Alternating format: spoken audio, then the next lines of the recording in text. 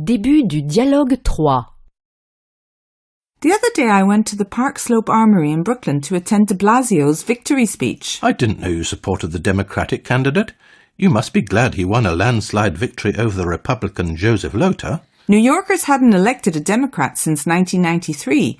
Rudolph Giuliani served 2 terms and his successor Bloomberg was elected 3 times in a row. Yes, and Republican friends of mine say that the majority of New Yorkers don't really acknowledge what the Republicans did for the city.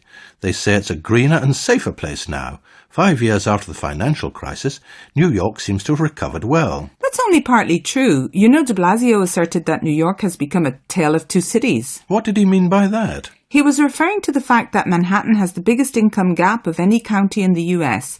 Last year, the poorest 20% of the city's households earned $9,000 a year on average, while the richest 5% earned more than $430,000. Yes, the other day I saw a survey indicating that the poverty rate rose from 20.9% in 2011 to 21.2% in 2012. In other words, 1.7 million New Yorkers fell below the official federal poverty threshold. If you look more closely at the figures, you'll see that the poverty rate is higher among Black and Hispanic New Yorkers.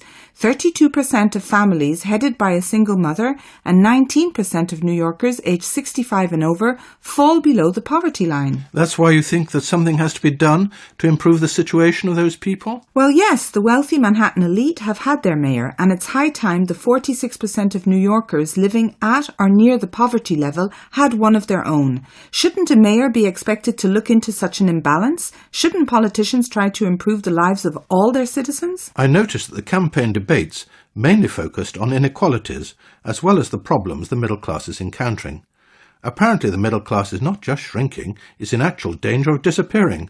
But how does de Blasio intend to finance the progressive measures he promised? He said that he tried to convince the state to raise taxes on residents making more than $500,000.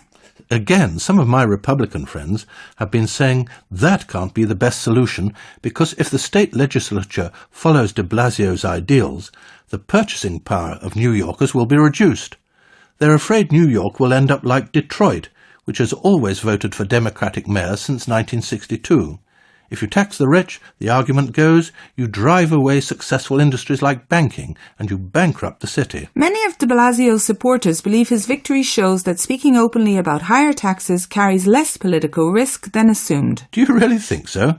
I had the impression that he was just promoting class warfare. I don't know if you watched the political debates on TV, but the Republican candidate Lota didn't appear to be a challenging opponent.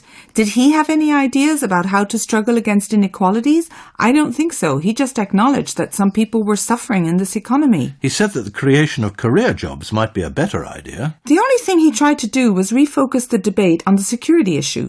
Lota said that de Blasio was a leftist and even an anti-police extremist. He tried to warn the population against the dangers that such an election would lead to as far as security is concerned. The New York Times claimed that few people know better than Mr. Lota how city government works, but he wasn't elected.